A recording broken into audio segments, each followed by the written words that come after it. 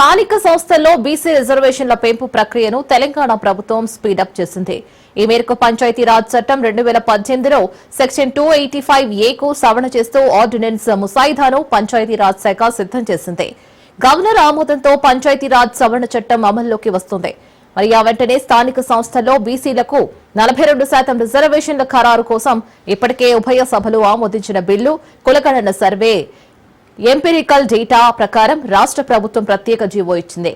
ఇక రిజర్వేషన్ల ఖరారుకు హైకోర్టు పెట్టిన డెడ్ లైన్ దగ్గర పడుతూ ఉండడంతో వీలైనంత త్వరగా ఈ ప్రక్రియ పూర్తి చేయాలని భావిస్తోంది.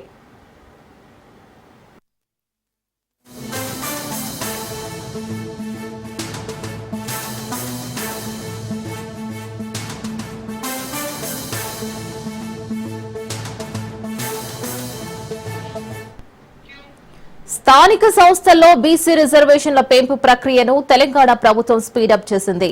ఈ మేరకు పంచాయతీరాజ్ చట్టం 2018లోని సెక్షన్ 285A కు సవరణ చేస్తూ ఆర్డినెన్స్ ముసాయిదాను పంచాయతీరాజ్ శాఖ సిద్దం చేసింది. గవర్నర్ ఆమోదంతో పంచాయతీరాజ్ సవరణ చట్టం అమల్లోకి వస్తుంది. ఆ వెంటనే స్థానిక సంస్థల్లో బీసీలకు 42% రిజర్వేషన్ల ఖరారు కోసం ఇప్పటికే ఉభయ సభలు ఆమోదించిన బిల్లు, కులగణన సర్వే, ఎంపిరికల్ డేటా ప్రకారం రాష్ట్ర ప్రభుత్వం ప్రత్యేక జీవో ఇస్తుంది. రిజర్వేషన్ల ఖరారుకు హైకోర్టు పెట్టిన డెడ్ లైన్ దగ్గర పడుతూ ఉండడంతో వీలైనంత త్వరగా ఈ ప్రక్రియ పూర్తి చేయాలని భావిస్తోంది.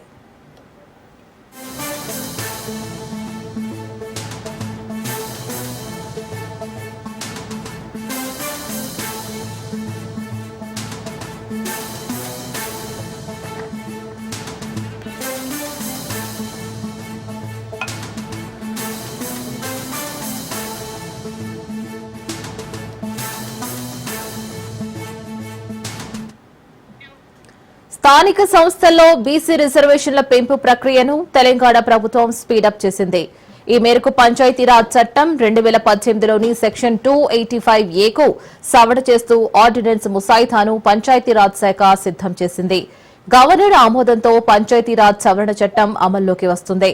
మరి ఆ వెంటనే స్థానిక సంస్థల్లో బీసీలకు 42% రిజర్వేషన్ల ఖరారు కోసం ఇప్పటికే ఉభయ సభలు ఆమోదించిన బిల్లు, కులగణన సర్వే, ఎంపిరికల్ డేటా ప్రకారం రాష్ట్ర ప్రభుత్వం ప్రత్యేక జీవో ఇస్తుంది.